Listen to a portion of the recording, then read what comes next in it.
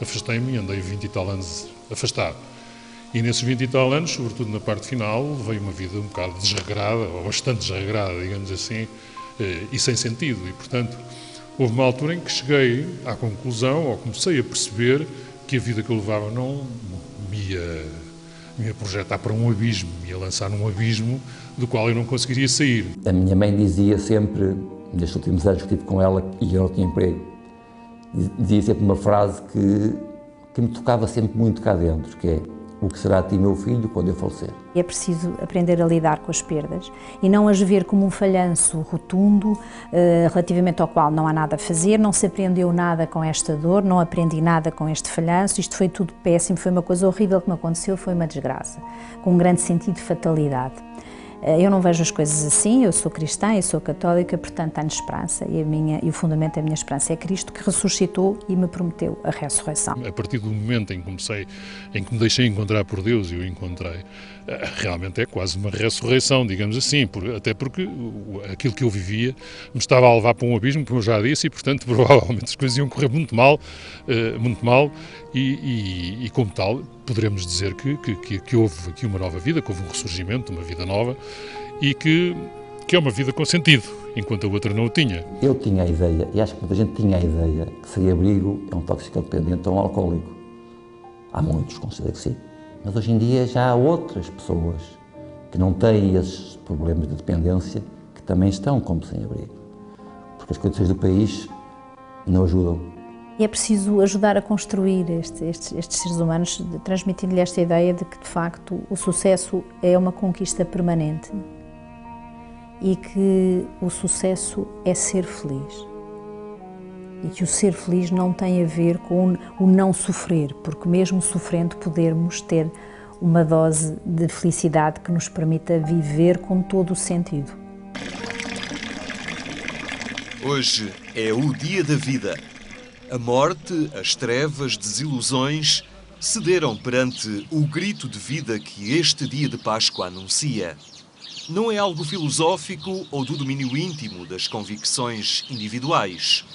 É uma força transformadora que converte as lágrimas em alegria, a perda em reencontro. Até a natureza se sintoniza neste impulso de vida a deixar para trás um inverno que agora se reveste da cor e dos cheiros da primavera.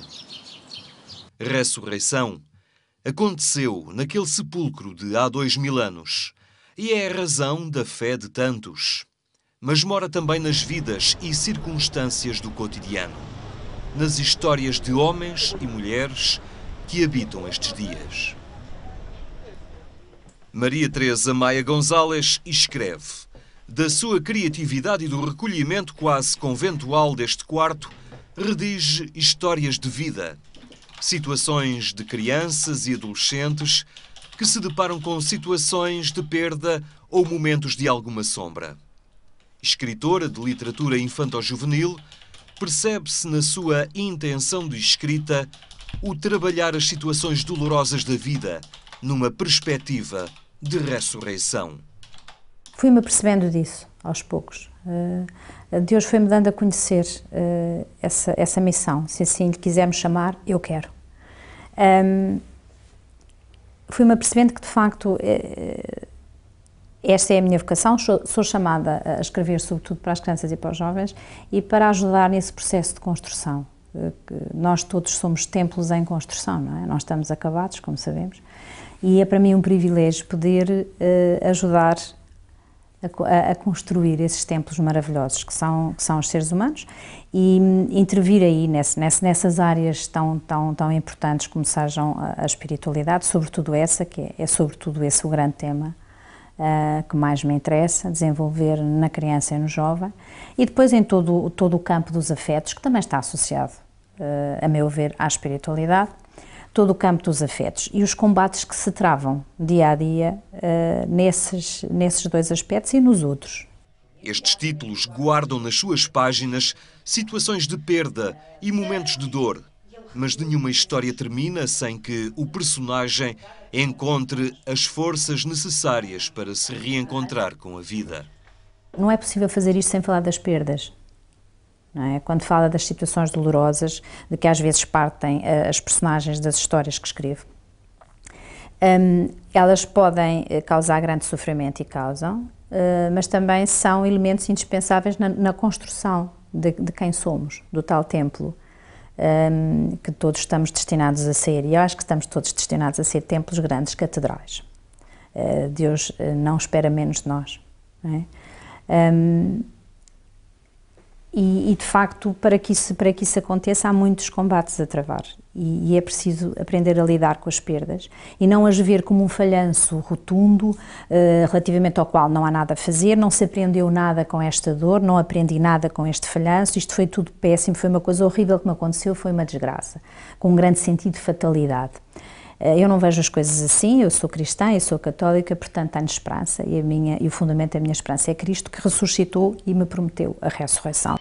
E escrever para crianças e jovens é, para Maria Teresa Gonzalez, uma missão, um ato de amor, em que pretende passar para as novas gerações os valores que, no seu entender, permitem converter as situações dolorosas em oportunidades para crescer e ficar mais forte.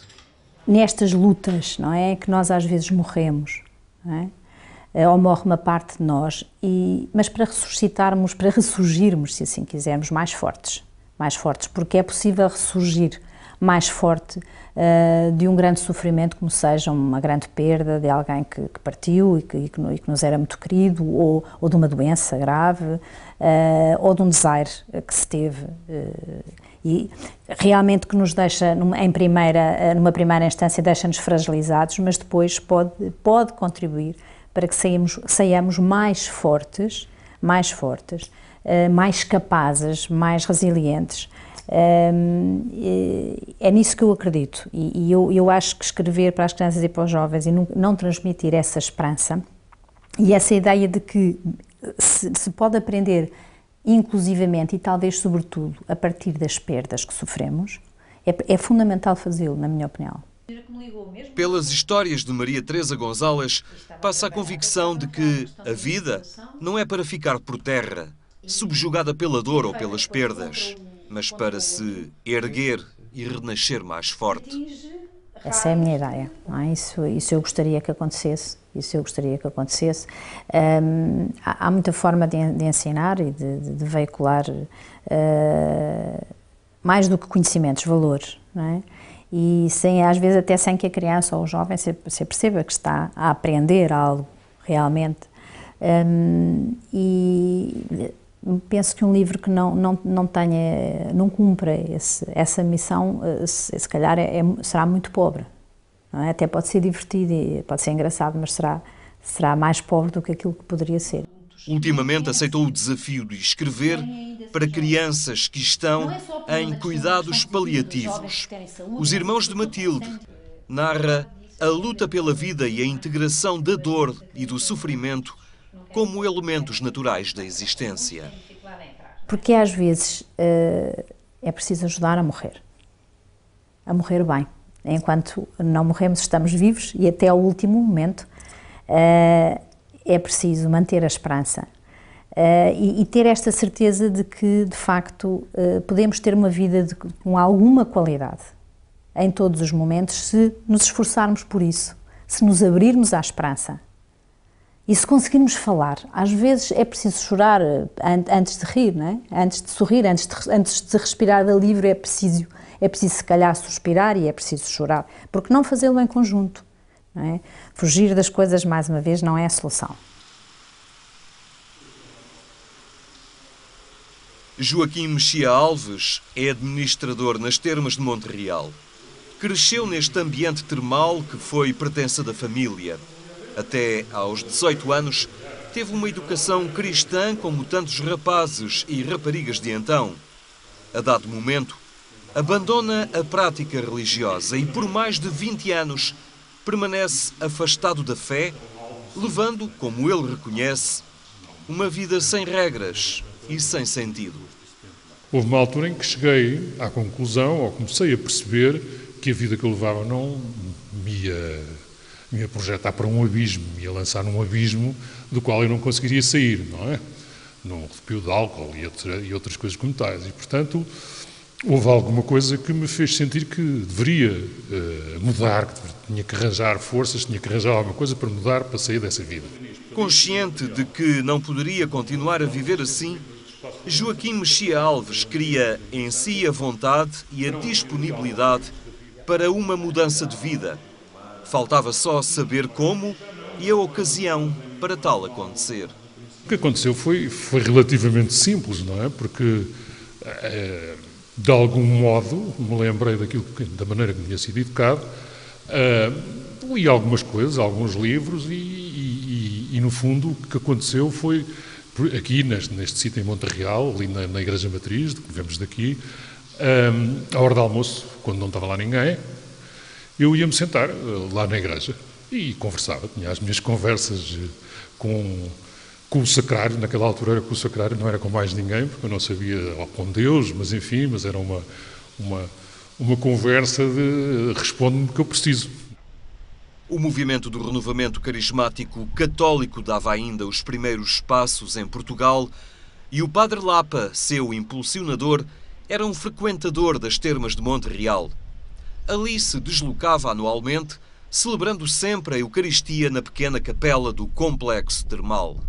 E eu conhecia-o, embora não me desse com ele e achasse que ele até era uma pessoa um bocado, como é que eu ia dizer, para não sendo ofensivo, nós éramos grandes amigos, portanto, depois para o fim, portanto, era uma pessoa que eu achava um bocado desparafusada, para dizer assim os termos portugueses, não é? Mas, curiosamente, nesse percurso que fiz, li num livro, falava sobre o renovamento carismático e sobre ele.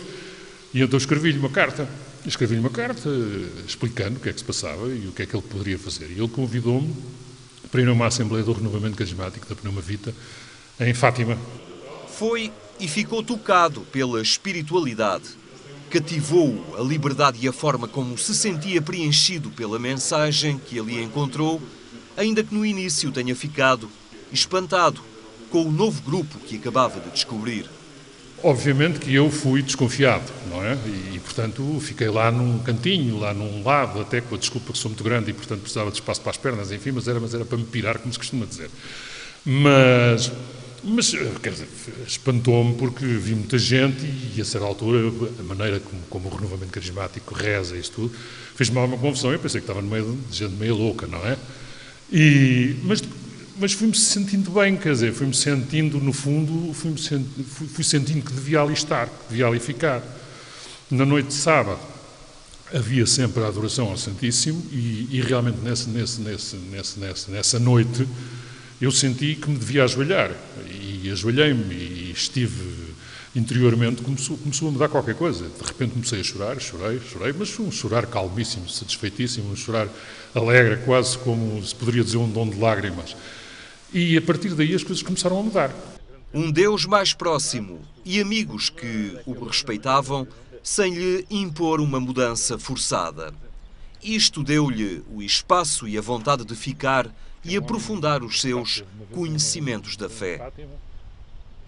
Aquele Deus que eu senti, aquele Jesus Cristo que eu senti e comecei a sentir naquela altura era muito próximo.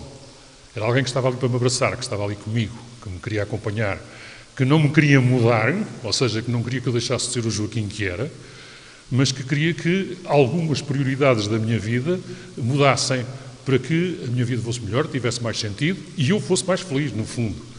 E esse Deus tão próximo, sobretudo, eu lembro-me nessa primeira Assembleia, que esteve um pregador brasileiro a falar sobre a Bíblia e depois o Sr. Dom Maurílio Gouveia, naquela altura, arcebispo de Évora, que eu nunca tinha visto um bispo tão próximo, no meu tempo os bispos estavam longe, e a maneira como ele falou connosco, a maneira como ele falou da palavra de Deus, da palavra de Deus ser o próprio Deus, de como ela atua, como ela é viva, tudo isso me tocou e foi mudando a minha vida e foi mudando sobretudo as minhas prioridades.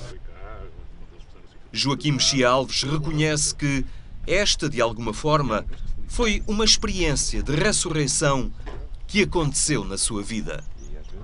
Se nós considerarmos que realmente eu tenho uma nova vida, a partir do momento em que me deixei encontrar por Deus e o encontrei, realmente é quase uma ressurreição, digamos assim, até porque aquilo que eu vivia me estava a levar para um abismo, como eu já disse, e portanto provavelmente as coisas iam correr muito mal, e como tal poderemos dizer que houve aqui uma nova vida, que houve um ressurgimento, uma vida nova, e que é uma vida com sentido, enquanto a outra não o tinha. A transformação que aconteceu na vida de Joaquim Mexia Alves é também a razão da felicidade que experimenta. Diz que, por vezes, falta a alegria entre os cristãos, falta-lhes o rosto de ressuscitados. Um dos grandes problemas para mim, de nós cristãos, católicos, é muitas vezes apresentarmos alguma tristeza que não se entende. Porquê? Quer dizer, quando devíamos ser pessoas alegres, não alegres da gargalhada ruidosa, porque não é essa. A alegria de Deus é uma alegria serena e tranquila. E a Igreja dá-nos essa dimensão de vivermos em comum, de perseguirmos os mesmos valores, de vivermos juntos para o mesmo Deus e com Ele presente em nós, que é isso que é extraordinário, quer dizer, Ele estar sempre connosco, guiar-nos e conduzir-nos e de ajudar-nos, sobretudo, a descobrir a maravilha que é a vida que Ele nos deu.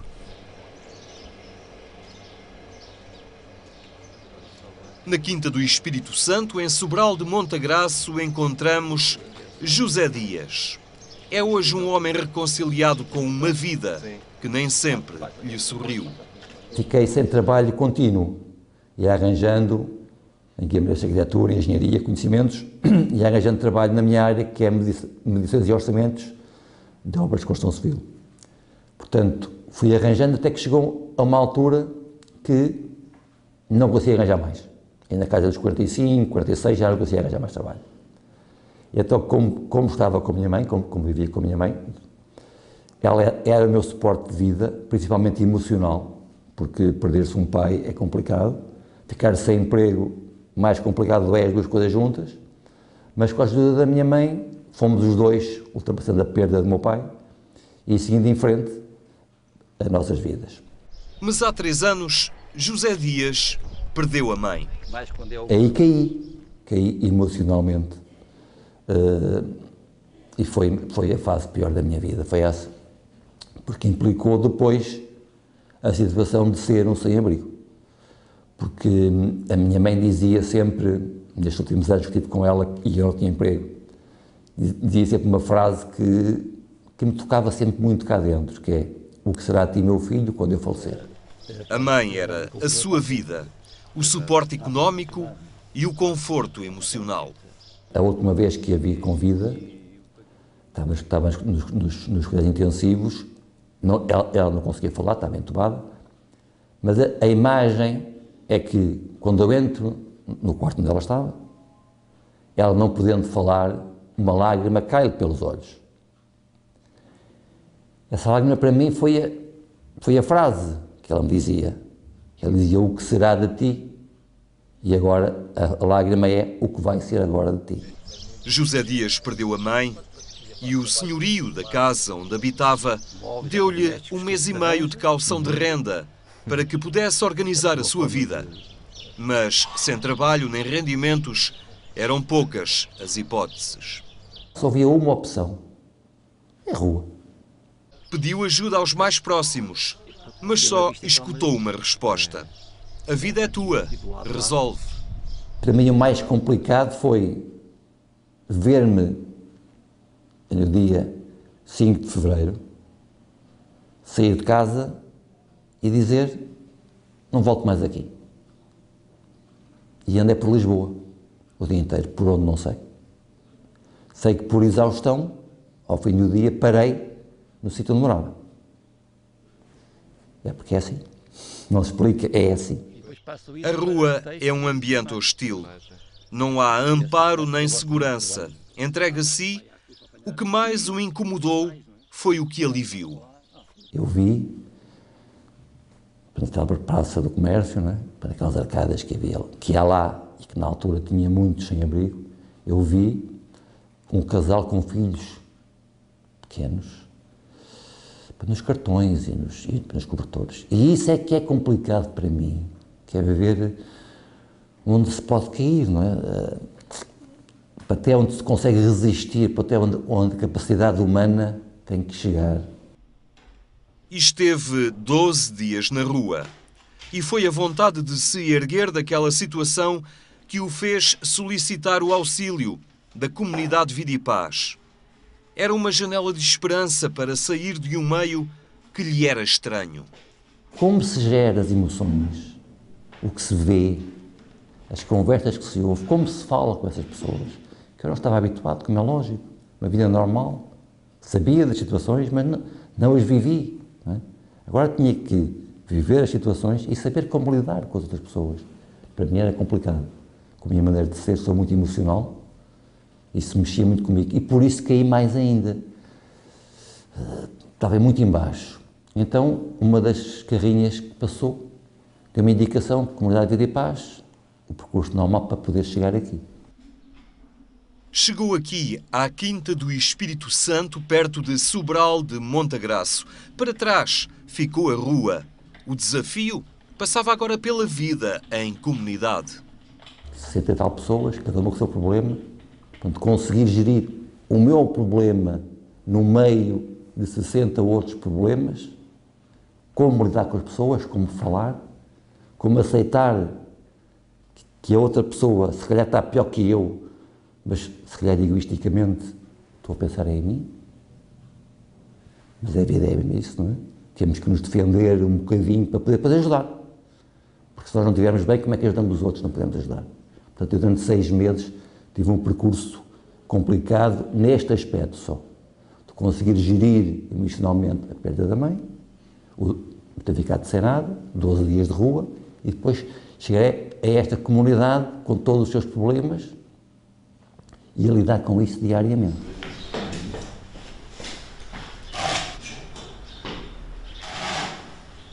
Uma ajuda preciosa chegou através das mãos. As mãos que moldam o barro neste ateliê de olaria que brota criatividade. E aqui encontrei realmente uma paz, digamos assim, porque pode estar a fazer uma coisa que eu gostava de ver fazerem e ver que tinha minimamente jeito, com as indicações do nosso formador, o Armindo Marques, que me deu algumas indicações de início e que me ajudou nas primeiras peças, mas o principal disto é realmente o ter-me trazido a tal paz interior para eu conseguir ir cada vez melhorando mais esse meu estado como entrei aqui. A primeira peça que saiu das mãos de José Dias foi esta casa. Talvez o que mais preza na vida, a possibilidade de um lar, de um abrigo. Depois da dor e da experiência de abandono, José Dias hoje sente-se ressuscitado. Sinto há 3 meses para cá. E porquê? Porque depois de estar aqui quase 3 anos, pronto, foi-me dado uma oportunidade, que é passar a funcionário. E isso é um renascer. É um renascer. E o mais importante é que o que eu disse há bocado, é para a tal resposta, já a tenho. E fiz uma coisa que comentei com 1 ou 2 pessoas só. Quando assinei contrato com a comunidade e que tive a tal resposta, eu na minha página do Facebook dei essa resposta à minha mãe, em que disse, agora já posso responder, com a ajuda de alguém já vou recomeçar a minha vida. Não faz sentido para muita gente, porque isso não é nada, não é? Mas faz sentido para mim, e isso é que é importante, não é? É poder responder, agora, esteja ela onde estiver, acredito que já está a descansar em paz.